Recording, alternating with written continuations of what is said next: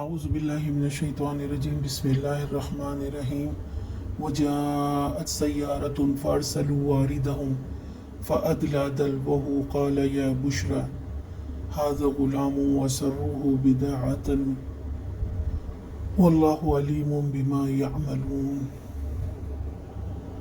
ادھر ایک قافلہ آیا اور اس نے اپنے سقے کو پانی لانے کے لیے بھیجا۔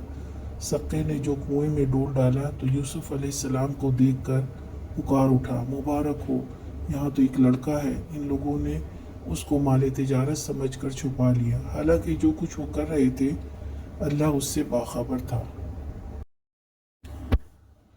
پہلے زمانے میں معمولی فاصلے کے لیے بھی کئی دن اور ہفتے لگ جاتے تھے، اس لیے پانی کی ضرورت کے لیے قافلے کے آگے پانی تلاش کرنے والوں کو رکھا جاتا ہے، جنہیں وارد کہتے تھے۔